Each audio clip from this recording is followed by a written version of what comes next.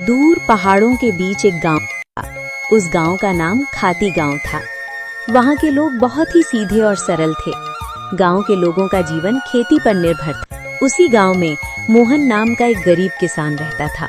मोहन के परिवार में उसकी बूढ़ी माँ सरस्वती देवी, उसकी पत्नी विमला और उसका 5 साल का बेटा दीपक था। मोहन के पास थोड़ी सी जमीन थी जिसमें वो खेती करके अपने परिवार का पालन पोषण करता था। उगता हुआ सूरज दुनिया के लिए रोशनी लाता है, पर मोहन के लिए ये सिर्फ एक और दिन की जद्दोजहद लेकर आता है। फूस की छत से छनकर आती रोशनी सीधे उसकी बीमार माँ के चेहरे पर पड़ती है। मोहन, आज दीपक को क्या कहूंगी? कल रात उसे बहलाकर सुला दिया था कि सुबह उठते ही गर्मा गर्म खाना मिलेगा। अब वो जागने वाला है, चूल्हा ठंडा पड़ा है और मेरी ममता लहूलुहान हो रही है। क्या हम इतने बदनसीब हैं कि अपने बच्चे को एक वक्त की रोटी भी नहीं दे सकते? भरी आंखों से। बिमला, तुम्हारी ये खामोश सिसकियां मेरे कलेजे को चीर देती हैं।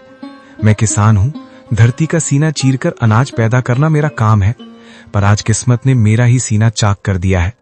जमींदार के चक्कर काट काट कर पैर के जूते घिस गए, पर वो उधार देने को तैयार नहीं।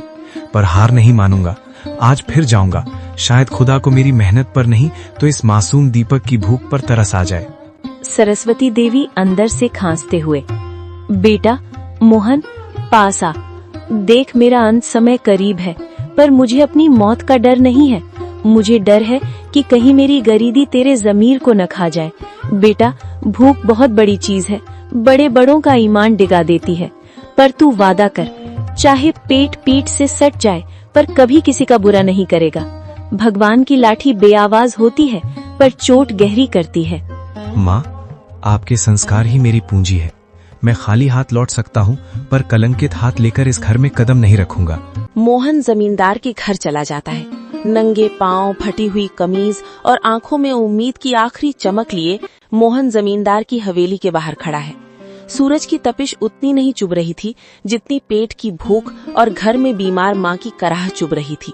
जमींदार साहब एक आरामदायक कुर्सी पर बैठे हुक्का गुड़गुड़ा रहे थे, मानो मोहन का दुख उनके लिए कोई मनोरंजन हो। माई बाप, हुजूर, इस अभागे की विनती सुन लीजिए। मैं जानता हूँ कि पिछला लगान अभी पूरा नहीं चुका पाया हूँ, लेकिन मेरी मजबूरी की दीवार बहुत ऊंची हो गई है सरकार। घर में चूल्हा 3 दिन से ठंडा पड़ा है। मेरा 5 साल का बेटा दीपक, जो अब तक खेलता कूदता था, आज भूख हमारे निढाल होकर जमीन पर पड़ा है। वो मुझसे रोटी नहीं मांगता सरकार, बस अपनी पथराई आंखों से मुझे देखता है और उसकी वो खामोश नजरें मेरे कलेजे को छलनी कर देती हैं। मोहन, ये हवेली जज्बातों से नहीं, हिसाब किताब से चलती है। तेरी माँ बीमार है, तेरा बेटा भूखा है, इसमें मेरा क्या कसूर? पिछली बार भी तूने यही रोना रोया था। ये धरती प्यासी है तो मैं क्या करूं? मुझे अपनी तिजोरी भरनी है, तेरी गरीबी का बोझ नहीं उठाना। हुजूर, आप तो गांव के अन्नदाता हैं। अगर आप ही हाथ खींच लेंगे तो हम जैसे छोटे किसान कहाँ जाएंगे? मुझे बस थोड़े से आलू और मटर के बीज उधार दे दीजिए। मैं दिन को दिन नहीं समझूंगा, रात को रात नहीं देखूंगा। मैं अपने खून पसीने से उस बंजर जमीन को सींच दूंगा।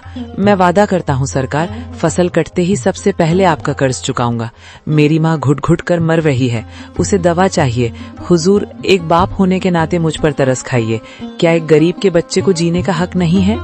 हक की बातें मत कर मोहन, हक अमीरों की जागीर होती है। बीज चाहिए, बीज की कीमत लगती है। तेरे पास देने को क्या है? वो 2 बीघा जमीन जो पहले ही गिरवी है। जा, यहाँ से दफा हो जा। अपनी इन भीगी आंखों से मुझे पिघलाने की कोशिश मत कर। जब तक पिछला हिसाब बराबर नहीं होता, तुझे एक दाना भी उधार नहीं मिलेगा। हुजूर, आज आप मुझे यहाँ से खाली हाथ भेज रहे हैं, पर याद रखिएगा, गरीब की आह बहुत गहरी होती है। मैं अपनी मेहनत बेचने आया था, अपनी खुददारी नहीं। अगर खुदा ने चाहा तो मेरी मिट्टी भी सोना उगलेगी। आज आप मेरी गरीबी का मजाक उड़ा रहे हैं, पर वक्त का पहिया घूमेगा हुजूर, वक्त का पहिया जरूर घूमेगा।